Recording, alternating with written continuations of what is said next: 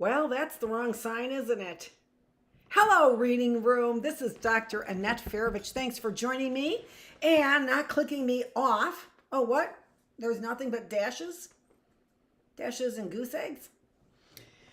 It is March 26th. It is day 329. We are continuing, and it's a little bit of a heady lesson these last few days, both in the Bookless classroom and in the our reading room. But we're getting to it. It is what it is. Is this where I left off? Yeah, I wasn't finding any headings. The older astronomers stepped in the Chptian tradition of star counting and stellar statistics were not about to accept Shapley's radical new hypothesis without a fight. They challenged his calibration of the Cepheid variables and his bold extrapolation to an unseen nucleus. But gradually the evidence accumulated, and eventually the debate on the scale of the Milky Way seemed settled. There remained, however, the glaring discrepancy between Shapley's picture of the Milky Way and the comparatively smaller sun-centered Chptian universe. Until 1930, astronomers maintained an uneasy truce. In that year, Robert Trumpler, an astronomer working at Lick Observatory in California, made the unexpected discovery that space within the Milky Way is not fully transparent. While astronomers had known of the existence of large cosmic dust clouds, they had not realized that seemingly clear lines of sight also were plagued by interstellar dust. And in effect, Chptian had been surveying a dusty universe. The edges of his system were not the boundaries of high stellar densities, but were the artificial edges caused by a dusty fog. As for the spiral nebulae, their status was settled somewhat more quickly. Shapley noticed that the Andromeda Nebula, even at a distance of 1,000,000 light years, would not be comparable to the Milky Way. For this and a variety of other reasons, including the nova of 1885, Shapley argued that the spiral nebulae must be relatively nearby and somehow related to our own stellar system. Within just a few years, his rival at Mount Wilson Observatory, Edwin Hubble, used the new 100-inch telescope and Shapley's own calibration of the Cepheid variable stars to prove him dead wrong. By taking scores of photographs of the Andromeda Nebula, Hubble discovered Cepheid variables there, and once more, the faintness means farness rule provided the key. The results announced at a meeting on New Year's Day in 1925 confirmed the earlier estimates based on the novae, a distance of about 1,000,000 light years. As for the anomalously bright nova in 1885, it turned out to be a totally different phenomenon, now called a supernova. The Andromeda Nebula became the Andromeda Galaxy, or Meda Galaxy, an island universe quite separate from our own Milky Way galaxy. Unfortunately, the high luminosity Cepheid variables were near the limit of visibility at the distance for the Andromeda Nebula, and in more distant galaxies, they were essentially too faint to be seen. To extend the distance scale further, Hubble still had to rely either on the faintness means farness criterion, or on the very similar tool, smallness means distance. Not using single stars, but entire galaxies, and by assuming that these galaxies had similar total luminosities or sizes, the actual process was somewhat more subtle, of course. For example, single isolated galaxies have an enormous range of intricate brightness, so Hubble can So Hubble often chose to use clusters of galaxy where a typical galaxy could be discerned with more reliability. Employing these procedures, Hubble was able to estimate the distance to a group of galaxies bright enough for their spectra to be examined.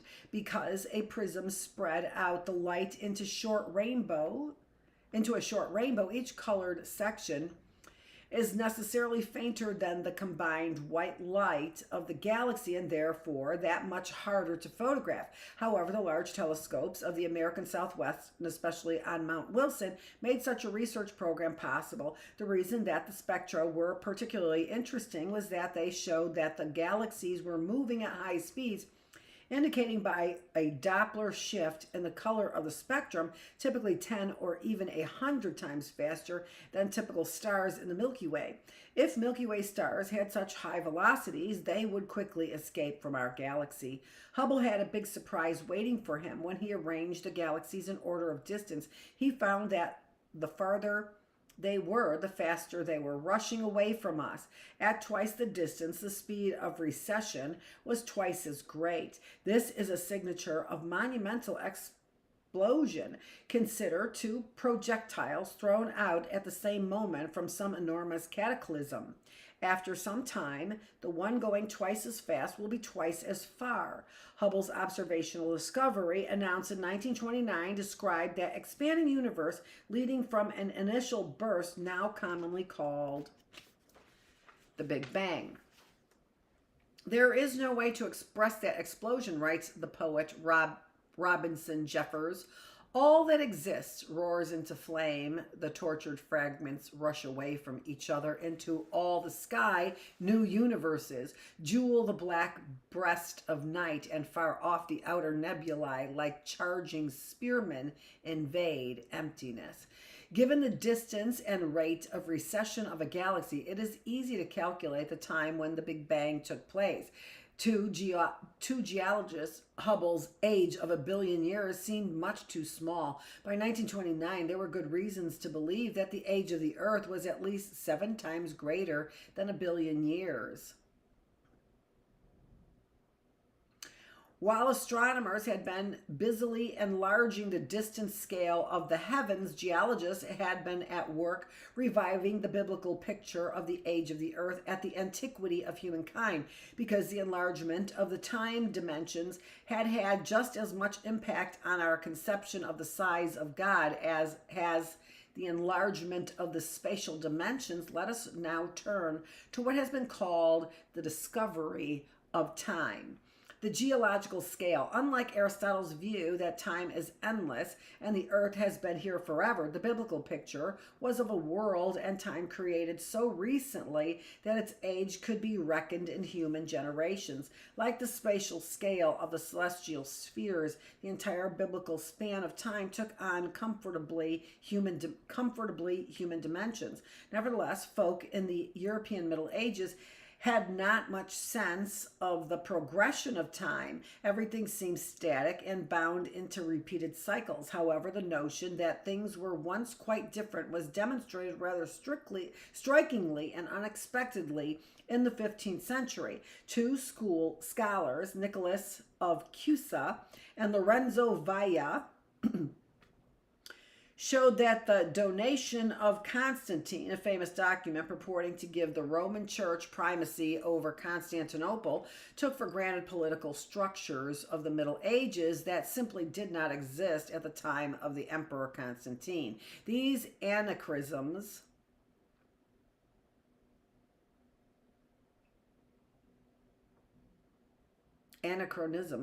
proved that the document was a forgery and gave dramatic evidence that things were not as unchanging as they naively appeared.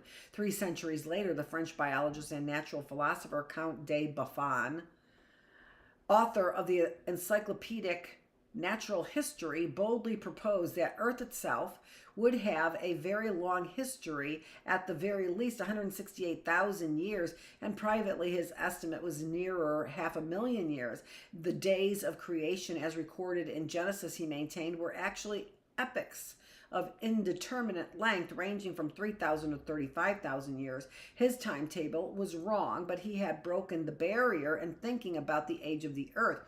In the decades that followed, geologists gradually built up the concept of the geological column, the deep piles of ordered sedimentary strata that gave evidence for the long and slow deposition of rock layers. Like the astronomer William Herschel, who could delineate the shape of the Milky Way without placing an absolute scale on it, 19th century geologists could arrange the rock layers but could only guesstimate their real ages. Now, that's an interesting finding right there, and that is, I've been looking for that natural history book. I asked AI, nobody came up with it, and there it is right there. Natural philosopher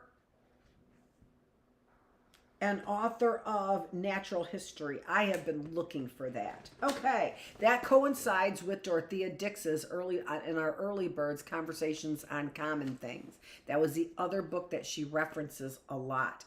By the time Charles Darwin published On the Origin of Species in 1859, not only had the geological column been well established, but also evidence was emerging that the different groups of animals characterized successive epochs on the Earth. The more complex creatures were found only in the more recent fossil layers, but how much time did Darwin have at his disposal for the gradual evolution of the species? This was a highly debatable matter. Darwin recognized that for his theory to be credible, he had to convince his readers that the Earth's surface was very old, and so he devoted an important part of his treatise to that point. In 1859, no one had a very clear idea of precisely how old the various rock layers are. That was a major achievement of the 20th century, so Darwin had to guess that the process he outlined would take place within several billion years.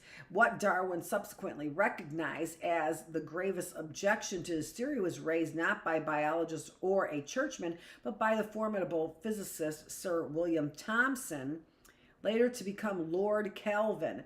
Kelvin set out with a K, not Calvin. Kelvin set out several theoretical arguments. One depended on the cooling time of the Earth. Another was the time required for the sun to collapse to its present size. And Kelvin supposed that the sun got its energy from a slow continuing collapse. All his estimates led to an age of the Earth of probably not in excess of 100 million years, and with a habitable environment of only a few million years. Darwin retreated, but only slightly. In Darwin's lifetime, Kelvin's argument constituted a serious obstacle to his evolutionary picture. The tension between the geologist and physicist remained unresolved, and in 1892, Kelvin repeated the exact words he had used almost 40 years earlier. Quote, "Within a finite period of time past, the Earth must have been, and within a finite period of time to come must again be, unfit for the habitation of man, at present constituted, unless operations have been and are to be performed which are impossible under the laws going on at present in the material world."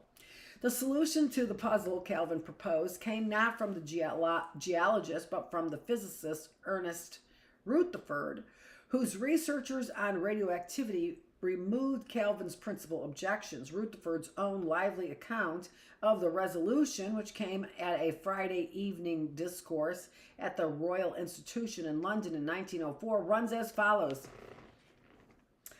"I came into the room, which was half dark, and presently spotted Lord Kelvin in the audience and realized that I was in for trouble at the last part of my speech. At the last part of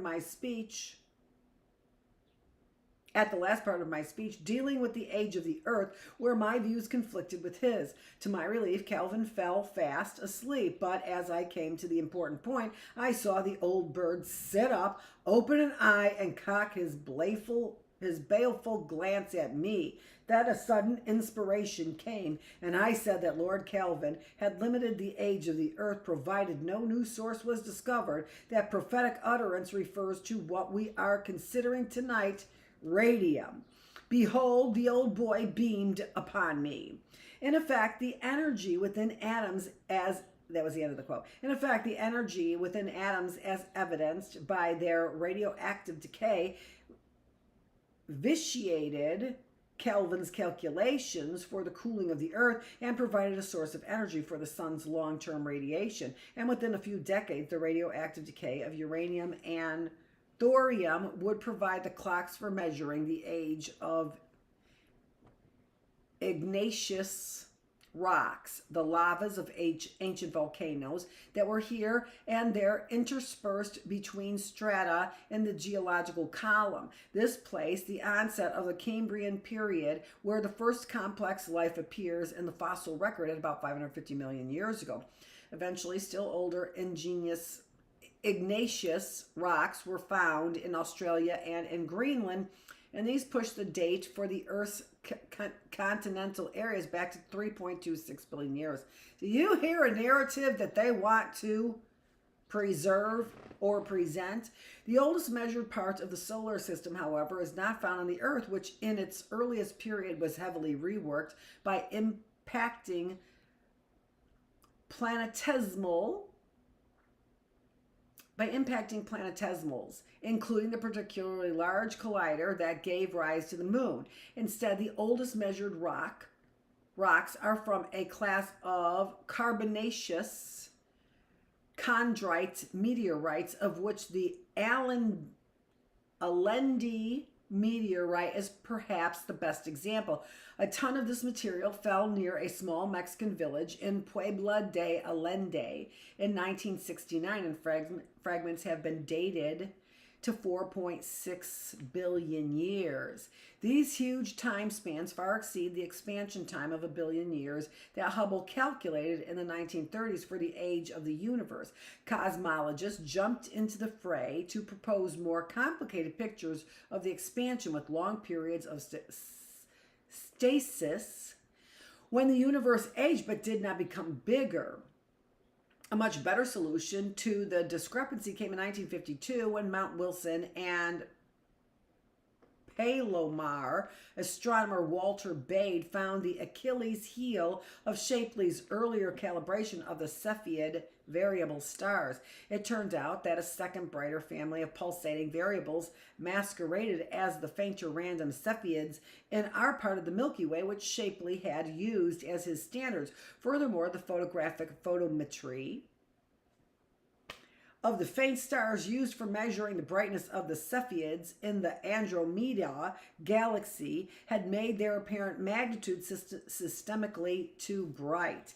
With the advent of powerful photoelectric detectors, the errors were corrected, and the distance of the Andromeda galaxy was more than doubled, while the faintest ones beyond it were corrected even more. This nudged the expansion age of the universe up to 10 to 20 billion year range, safely above the ages of terrestrial rocks or solar system meteorites. Nevertheless, in the decades following 1552, an uncertainty of approximately a factor of 2 remained in the expansion age. During this time, electronic computers arrived on the scene, making it possible for astronomers to trace the evolutionary history of stars by calculating models of the stellar interiors and the nuclear processes that fueled the stars. While it was difficult, if not impossible, to calculate convincingly the age of a single isolated star, the theorists had notable success in working out the ages of huge assemblages, such as the globular clusters, in which there are examples of many different initial masses, all collected together. These ages came out typically around 15 billion years, depending on which end of the uncertainty the final value of the Hubble expansion falls. The two different methods for defining the age of the universe, from the evolution of the star clusters or from the expansion, would either dovetail nicely, or the clusters would turn out to be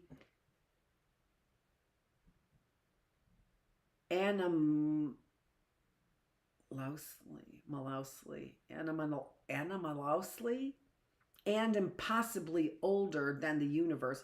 How can the expansion results be established more surely? Ever since Hubble's discovery of the expansion of the universe, astronomers wished that they could see Cepheids at even greater distances than just the Andromeda Nebula and its closer neighbors in space. For example, the initial step of the distance ladder would be considerably strengthened if Cepheids could be detected in the greater cluster of galaxies that lies perhaps 50. Can we just take care of our people, please?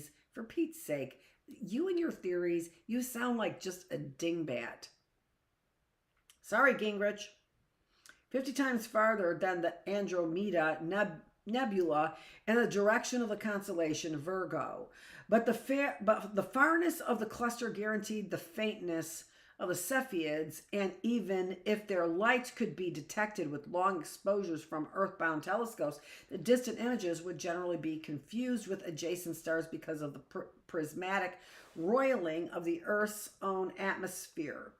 One of the major goals of the Hubble Space Telescope was to provide the crisp sharpness above the Earth's turbulent air required to ferret out the Cepheids in galaxies of the Virgo cluster. This objective was finally achieved in 1995 when researchers found a dozen examples in the Virgo galaxy M100. If M100 is representative of the core of the Virgo cluster, and there are some reasons for thinking that it may not be, then the expansion age works out aggravatingly smaller than the ages of the globular clusters. Some cosmologists have gone back to the drawing boards once again to consider that the history of expansion could provide a long interval of stasis, allowing the globular clusters to age while the universe stood still, comparatively speaking. Other astronomers believe that the discrepancy, less than a factor of 2 between entirely different physical methods, simply indicates that the whole process is robust and that fine-tuning will eventually resolve the conflicts. While the popular press might try to convince the public that the Big Bang model of the universe is on the brink of collapse, none of the solutions taken seriously by the greater majority of the astronomical community, including scrapping it. One thing seems entirely certain: we live in a vast and very old universe, but a universe that has a history, including a sudden cataclysmic birth and a slow, majestic evolution, as elements necessary for life on Earth were gradually formed in the giant cauldrons of stellar interiors. A small minority of astronomers envision a universe that has gone on forever, but even they must concede that our part of the universe, the observable part, gives every evidence of a creation at a particular moment in time past. Without the scenario, scientists are unable to understand the observed distribution of atomic elements in the cosmos. Beyond scale, when Nikita Khrushchev gleefully reported that his cosmonauts had failed to find heaven in their global circumnavigations, he was lampooning a sacred geography that had long since been abandoned by theologians and laity alike. But where is God in this vast universe as we now view it? Certainly we can no longer envision God at the fringes of the universe actually spying on us, an old one who neither slumbers nor sleeps. Furthermore, popular writers frequently remind us that if all geological time, roughly 5 billion years, is mapped into the calendar of a single year, then the dinosaurs, having been around since mid-December, go extinct just after Christmas. Hominoids make their appearance about 8 hours before midnight on December 31st, and modern Homo sapiens comes on the scene a few seconds before midnight. Of what consequence are we tiny mites who occupy such a brief instant in the sea of time and space? The notions that there might be far more to the universe than merits the eye, and that God could be quite close at hand despite the immensity of the universe, got a powerful boost in 1884 when Edwin A. Abbott published his delightful, exasperatingly sexist and yet profound fantasy Flatland, a romance of many dimensions. His imaginary two-dimensional world, Flatland, is visited by a sphere from three-dimensional space that by moving up and down in three dimensions goes from a point to a large circle and back again as far as the intimidated creatures of two-dimensional Flatland are concerned. At the story's climax, the author, a square eagerly asks the sphere to show him a four-dimensional or five-dimensional world, for which audacity he is promptly punished and eventually jailed. By then, Abbott's audience is thoroughly convinced that there might just be such a world, even though we cannot easily envision it.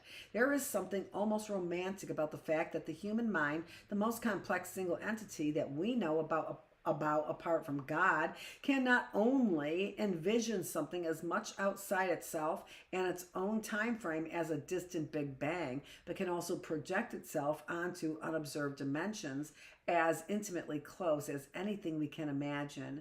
In very recent times, cosmologists have begun serious consideration of an origin of the universe with 10 space-time dimensions, 6 of which never expanded and are effectively rolled up and tucked in so that we cannot sense them. Who knows what goes on in those other worlds that we can only dimly imagine? The theme of an unseen world around us figured centrally in the philosophy of Sir Arthur Eddington, perhaps the century's most gifted astrophysical theorist. A Quaker by birth and inclination, he gave a famous lecture in 1929, Friends' yearly meeting in London, on the topic of science and the unseen world. For Eddington, the unseen world was rather different from higher dimensions invisible to our constrained senses. Rather, it was the mostly empty world of atoms. In a particularly picturesque passage that he had written somewhat earlier, he described sitting down to write out his lectures at 2 tables. Here's his quote: 2 tables, yes, there are duplicates of every object about me. One of them has been familiar to me from earliest years. It is a commonplace object, that environment which I call the world. Table number 2 is my scientific table. It is a more recent acquaintance, and I do not feel so familiar with it. My scientific table is mostly emptiness. Sparsely scattered in that emptiness are numerous electric charges rushing about with great speed, but their combined bulk amounts to less than a billionth of the bulk of the table itself. Eddington's unseen world was in some way the conceptual world of explanation built up by the physicist in trying to interpret natural phenomenon. Jacob Bronowski put it well and even more forcefully in another context. When we step through the gateway of the atom, we are in a world which our senses cannot experience. There is a new architecture there, a way that things are put together which we cannot know. We only try to picture it by analogy, a new act of the imagination. The architectural images come from the concrete world of our scenes, because that is the only world that words describe. But all our ways of picturing the invisible are metaphors, likeness that we snatch from the larger world of eye and ear and touch. While it is easy to accept Bronowski's lyrical description of the unseen world of the small, we normally neglect the fact that the world of the very large and very old is also a kind of architectural reconstruction inferred from blackened grains on photographic plates and counts of electrons on ingenious photosensitive detectors. The intimidating vastness of time and spaces of our own incredible construction. As we become more sophisticated in constructing our view of the cosmos, we must likely become more nuanced in our view of God, of the divine. It makes no sense to drive an ox cart down the interstate. Eddington in his 1929 lecture was grappling with something still more profound than the metaphysics of an invisible atomic world. He was bringing to the fore epistemology itself, as becomes clear in the following poignant passage. Oh my gosh, my nose is itching. Like histamines are going crazy on me. And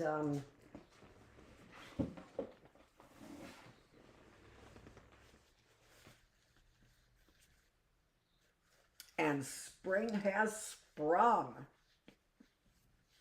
Ah, almost done, I think.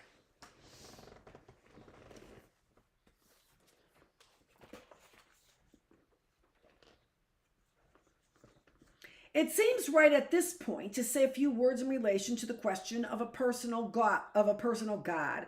I suppose every serious thinker is rather afraid of this term, which might seem to imply he pictures deity on a throne in the sky after the manner of medieval painters. There is a tendency to substitute such terms as omnipotent force or even a fourth dimension if the idea is merely to find a wording which shall be sufficiently vague. It is somewhat unsuitable for the scientist to whom the words force and dimension convey something entirely precise and defined. On the other hand, my impression of psychology suggests that the word person might be considered vague enough as it stands. But leaving aside verbal questions, I believe that the thought that lies behind this reaction is unsound. It is, I think, of the very essence of the unseen world that the conception of personality should dominate it. Force, energy, dimensions belong to the world of symbols. It is out of such conception that we have built up the external world of physics. With other conceptions, what other conceptions have we? We have to build the spiritual world out of symbols taken from our own personality, as we built the scientific world out of the symbols of the mathematician. End of quote. That is, we haven't been going to the notes. So that is from Arthur Eddington's Science and the Unseen World by New York, Macmillan, 1929, pages 81 and 82. When we ask how large is God, we are no longer asking about the scale of heaven or the physical nearness of the deity. We are necessarily using the vocabulary not just of everyday discourse, but of science, philosophy, and theology to build a coherent conception of a mystery so much greater than our own minds can encompass that we can only partially and incompletely come to terms with it. And I think that that is what the chaos and discourse and division in, for example, just one example would be in medical science, that is keeping us from understanding God, and that's purposeful, right? You have to put these together to have a complex language, to have enough language to try and understand him. And this division in institutions prevents people from knowing God, and that's purposeful. Elijah. Oh, no, not yet.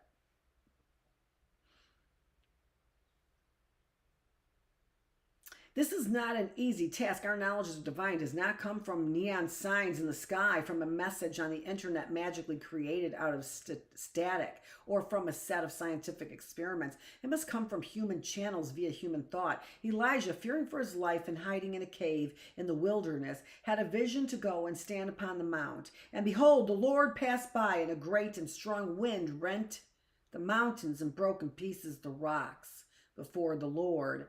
But the Lord was not in the wind. And after the wind, an earthquake. But the Lord was not in the earthquake. And after the earthquake, a fire. But the Lord was not in the fire. And after the fire, still a small voice. God speaks to us and to his prophets through our thoughts and our deepest reflections with still, small voice. Our view of God, our understanding of God comes from thinking about God as we observe the universe, our fellow creatures, and the historical records. Our worship, religious view of the cosmos is not necessarily any less true than a scientific worldview view is true. Just because these insights are humanly constructed does not mean the results are invalid. After all, our entire scientific edifice is also humanly constructed, and you can say that about the Bible as well. Review. As astronomers and physicists are continually pressing forward in the search for scientific knowledge, not only investigating the details of the origin and evolution of stars and galaxies, but even daring to ask if our observed universe is merely one section of a still larger cosmos. Similar theologians and prophets are continually exploring the frontiers of spiritual knowledge. And the word prophet is used there as if everyone knows of prophets. As our concepts of the cosmos have grown, so should our spiritual knowledge increase. As scientists, we can perhaps be forgiven for an occasional arrogant triumphalism over our spectacular successes in understanding the vast size and age of the universe. But as theologians, we can only be humble before the vastness of what we still hope to learn. And scientists have no business not being theologians. Yeah, you know what? You don't get to study God's creation without believing in God. No scientist can study without being a theologian. Nature, because you dissect it, you desecrate it. That was the word I was looking for yesterday. You desecrate it. Talk about sacrilegious or desanctification, you desecrate it. And that's why you deserve to be the lowest class, the untouchables. When the psalmist asks, "What is man that thou art mindful of him?" I would ask that the statement reflects the overwhelming majesty of what a creating superintelligence must be, a very large God indeed. What is man that thou art mindful of him? And what are those untouchables that would just as soon steal his energy and power than understand him? But I would also turn to another scripture, Genesis chapter 1, verse 27. God created man in his own image, male and female created he them. And I would answer that as contemplative beings created in the image of God with attributes of creativity, conscious, and self-consciousness, we are essential to the purposes of the cosmos. Understanding the cosmos is part of that purpose. Understanding him. And you know what? They would just deliver on understanding God's cosmos with a simple living. They don't need to be paid astronomical sums. The only people who need to be paid astronomical sums are arrogant SOBs that need to be part of the untouchables. Understanding humankind's role also is part of that purpose. The book of nature and the book of scripture, for me, faith is not. The book of nature and the book of scripture. For me, faith is not blind faith, but trust. And I trust that as we learn more about the vast cosmic scope and our place within it, our sense of the spiritual world will never atrophy, but will ever expand. Now that last paragraph was so poetic, it could just bring you to tears. There are the references. I'll go ahead and hold them up to the camera and you can see the references yourself in the book. And then you can look at those references if you want to. Some of the notes I skipped. Notes, I think, 7 through 12 and then 14. But 14 is 1 Kings chapter 19, 11 through 12, Revised Standard Version. Okay, there we have it. Chapter 2. So it looks like that's probably going to be our tempo. 2 chapters or 2 days per chapter, 9 readings, 18 days, plus the intro. Right? Thanks so much for joining me here in the classroom for our 3 days on. It's a beautiful spring day. I have the door slightly open. I think it was so nice going out to eat and eating. It was just so nice doing that. I think I'm going to do that again. I think I'm going to go get some lunch at Bonefish's. It was so delish. And yeah. And it was delish. I think that's what I'm going to do. So thanks so much for joining me here in the classroom. And I will see you after your 4 days off. And hopefully you take great interest in making your mind, your body, and your spirit healthier on those 4 days off, as recommended by the doctor, Dr. Feravich. Thanks again for joining me.